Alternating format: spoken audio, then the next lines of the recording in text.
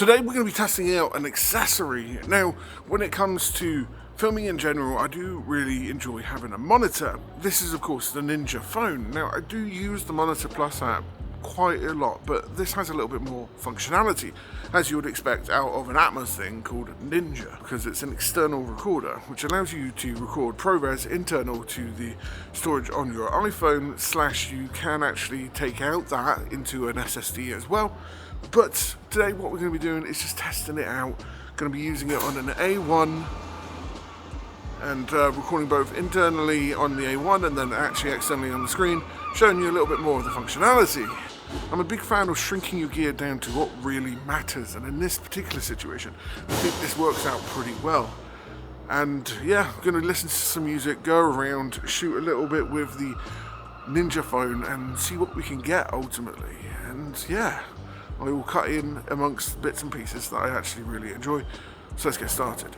Something to take note through just turning it on and getting going is the fact that when you're using Bluetooth headphones like these AirPod Maxes, you can actually monitor the audio. So if you're using wireless lav, not necessarily something that I'm doing right now where I'm just going around shooting, you can wirelessly monitor your audio, which is an option you don't actually get with a Ninja 5. And in fact, just for that reason only, I can pretty much recommend it through and through.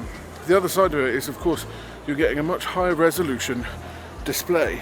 And this is something I would say this wins over. The other side of it is if you just work with simple kind of like grade it in the actual iPhone and everything like that, you can actually just simply edit everything straight away on your iPhone, or just sending it to something like your MacBook pretty quick without necessarily needing to take the cards out of anything.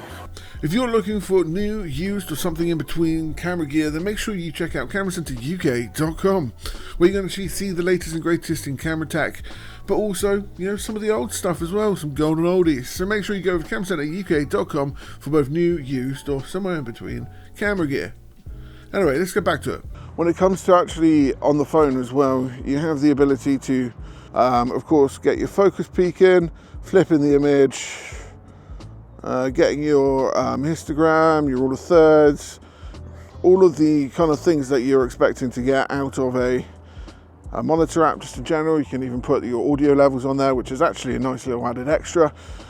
The other thing that you have access to, of course, is the settings. If you go over here to the actual kind of like what you want to shoot, here you have all the ability to shoot up to ProRes 422HQ. I don't have much memory on my phone, so I can't really do too much of that. We'll do a couple shots just to kind of like show you kind of like the highest quality you can get out of the phone and what we're going to shoot.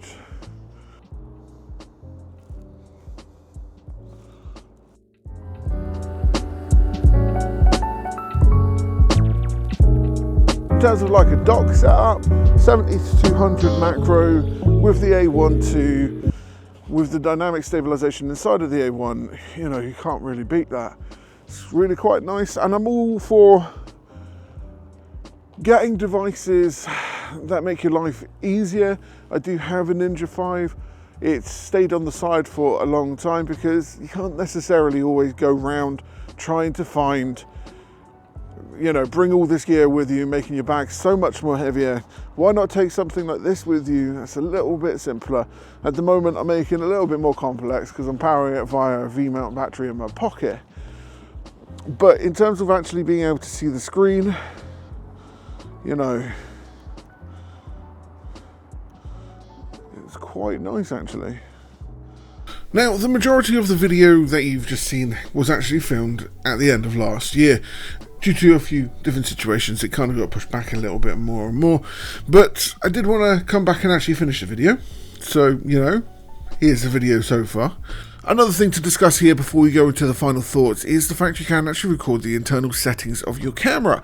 Meaning you can do tutorials. If you're reviewing like certain products with like new things to them, you can show them off, which is of course a massively useful feature. The other useful feature here is if you're doing things like reels, you can actually set it to a portrait mode, and all of the settings will actually change to that portrait mode, which for your social media content creators is ideal. This is a really powerful tool for a number of different people, right? So you got your professional filmmaker. Yes, maybe they want to be using something akin to a Ninja 5, a Shogun, something a little bit bigger, more powerful. But in this day and age, I think it's more about creating smaller and smaller gear, but also keeping that quality there as well, especially when it comes to creating videos like this on the internet. These days, it's better to make things more efficient. And what's more efficient than filming with your camera, having those files directly on your phone from where you can edit small documentaries, like YouTube videos, on the fly very quickly. And you can do that with this quite well.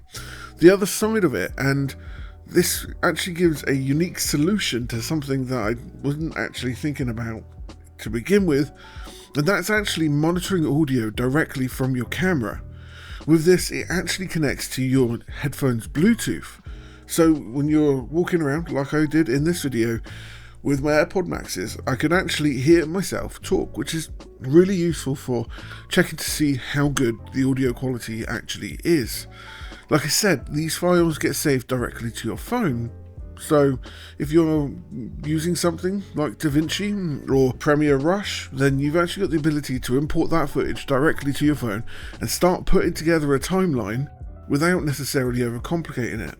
And especially when you have a look at the Premiere Rush side of things, if you're looking to produce a video quickly, you can do all your talking head points, grab that footage out or film it specifically on this, and then import that into Premiere Rush, which then can be imported into Premiere Pro as a sequence and have everything organized straight away. And that by itself is a really powerful metric to really use this.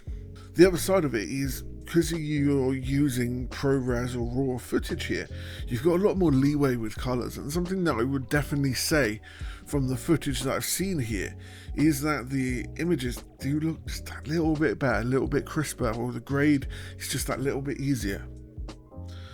And to show that, what I've done is actually filmed both via the camera and then also using the Ninja Phone here as well, and you can really kind of see that. Really, I want to know your opinion. Do you think the Ninja Phone is really worth it for what it is? It has recently just had a price cut, which means, is it more in that kind of affordable range and a useful tool for you to have in your backpack?